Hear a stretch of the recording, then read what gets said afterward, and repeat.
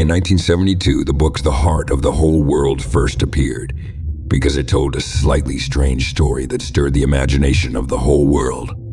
This book was called Our Tales for the Future, the amazing story of Paul Amadeus Dienach.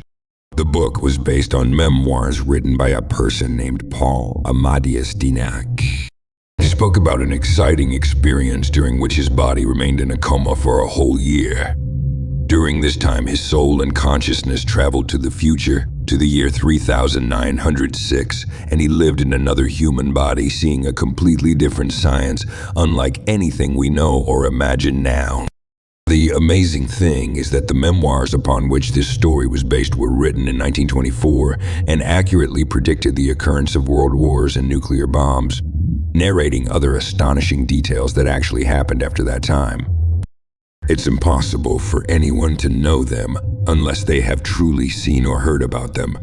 This is in addition to the astonishing stories that spoke about the shape of the future after death in thousands of years, and how human civilization completely changes forever.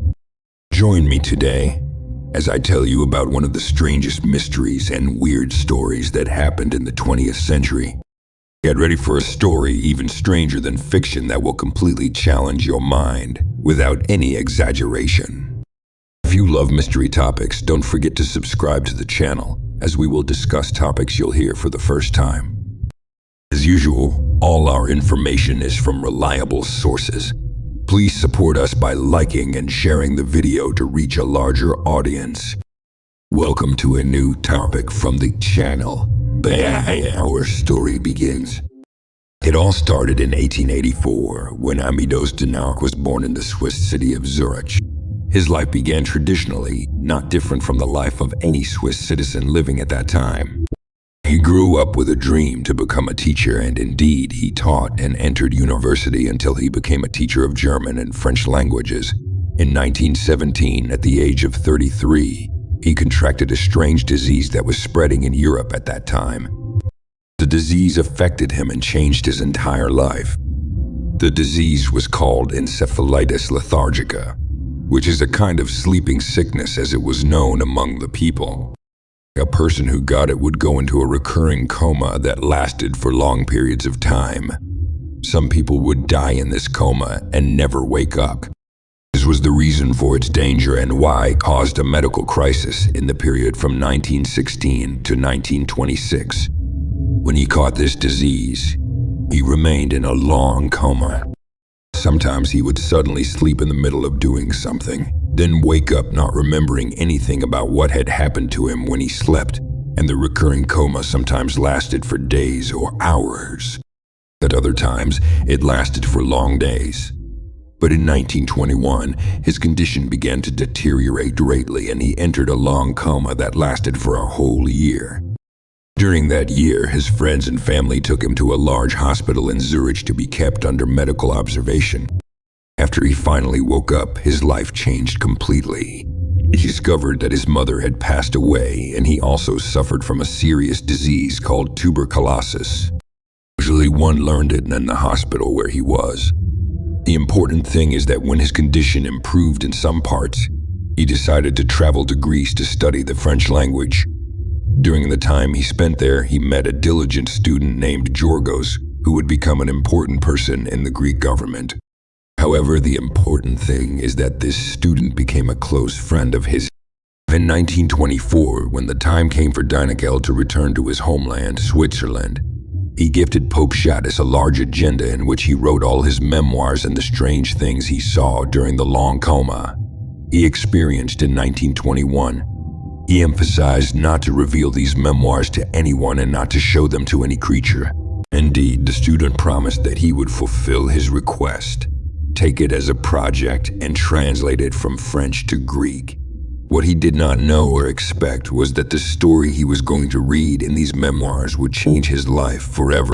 In his memoirs, he mentioned that during the coma that lasted for a year, he had a unique and remarkable experience.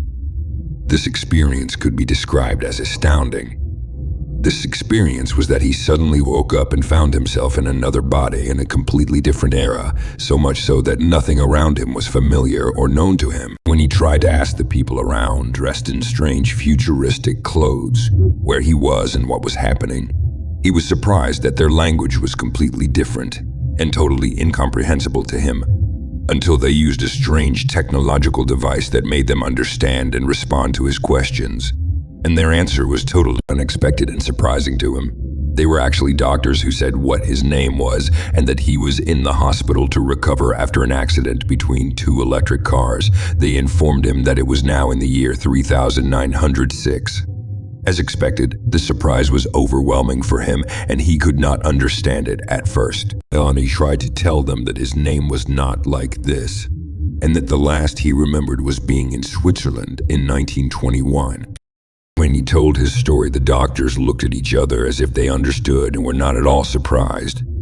They told him that the experience he was going through was a familiar and usual condition for them and that it happened before. Its name was out-body experience, in which a person sees a completely different reality and time than his own and experiences this with a free consciousness far from his body, which remains in its place in its original era. After that, they started telling him an amazing story about the future of planet Earth and human civilization and all the events that occurred during the period between the 21st century and the end of the 39th century, which they were in at that time. The only thing they did not tell in detail was the story of the 20th century, because they were afraid that if he knew the details of what would happen in his immediate future, he would try to change it in one way or another when he returned to his original time, and that this could bring about a complete change in the course of history. Nutritional or natural sufficiency for the vast number of people on the planet is what led to the Mars colonization phase in 2204. Humans had already managed to settle on the Red Planet, overcoming the technological and physical challenges they faced at the beginning of the century. They built a massive colony on the surface of Mars, and over time, its population grew to over 20 million individuals.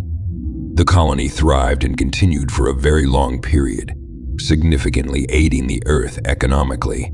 However, in 2265, a massive cosmic disaster struck the planet, leading to the complete demise of the colony's population. Since then, no one attempted to establish a new colony on any other planet. In the following decades, the world heated up, countries engaged in cold wars, and military confrontations occurred in almost every corner of the world. Many leaders tried to resolve the situations without success. Eventually, in 2309, a new, larger, and more dangerous world war erupted, lasting for over 80 complete years. This war's events were devastating to the entire planet, and nuclear weapons were used extensively, drastically reducing the human population and endangering some species with extinction. Due to nuclear fallout, almost all of Europe became uninhabitable, forcing its inhabitants to migrate to southern Europe and North Africa. They began working on resettling and cultivating the European continent once again. By 2396, the societal changes following the Great War led to the establishment of a global parliament and an international union uniting all nations and people. For the first time in history, national boundaries were completely abolished, and the entire Earth became one country, governed by a single parliamentary government democratically elected by the people. The government's members were not political figures, but rather scientists, technological experts, social influencers, and cultural personalities. At the beginning of the 24th century, the concept of money as we know it today disappeared entirely, and wealth was redistributed among the planet's entire population. Consequently, the old world's problems of poverty, overpopulation, and famines ended. Due to the reduced human population and fair wealth distribution, environmental and climate issues were resolved, rendering these concepts a thing of the past. Humans began to follow an entirely new history from the first year, marking a significant change in the paradigm when the global government was established in 2396, the final year of the old era. Over the next 2 centuries, the world underwent a transformation. Despite the world's significant alterations, some remaining nations and governments resisted the global government's authority for about 2 centuries. This continued until humanity found a way to eliminate national identities entirely and work towards forming a global identity or world citizenship. The man's ability to discover the hidden spiritual and psychological powers within allowed them to unlock the true human energy and harness unparalleled capabilities. From this moment, human intellectual development soared to an unprecedented level, enabling individuals to control chemical reactions within their bodies, govern their emotions, and manipulate their physical and mental functions. Soon, human intelligence evolved remarkably, to the point where everyone achieved a unified cosmic consciousness, experiencing the first-hand, enormous soulful light of the great knowledge. This marked the beginning of the golden age of humanity, which continued until the time he had a healthy brain, the body of Amadeus Dienach in the year 3906. The year 3906 had memoirs filled with astonishing details that are beyond comprehension when read. This motivated George Babish to publish his memoirs in a complete book in 1972. At the beginning of the book, the most crucial thing was that the brain itself was not the author and didn't have the ability to foresee that these memoirs would become widely known. Its sole desire before dying was to relive the incredible dream of dining in the 9th century until his last breath.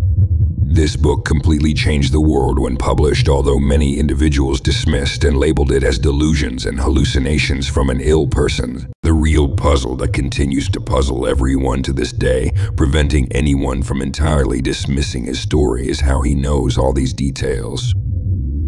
How did he know about nuclear energy, nuclear bombs, and the world wars when he wrote his memoirs in 1921, many years before the Second World War even began? His memoirs were thoroughly examined and verified, confirming that they were written during the period he described. Therefore, there's no doubt about their authenticity, keeping this story one of the most enigmatic tales one might hear in their lifetime with no logical explanation. Paul himself actually witnessed everything during his long coma, or was everything he wrote in his memoirs just a wide imagination of someone who had no capability to compose? In an age completely unlike the previous era, the 7 inventions of the man he described were the real question. Time alone is capable of answering it. I'll be waiting in the comments, as usual, and I'll leave the sources under the video in the description. If you're interested in mysterious topics like this one, don't forget to subscribe to the channel to follow new topics. Please like and share the video to reach a larger audience.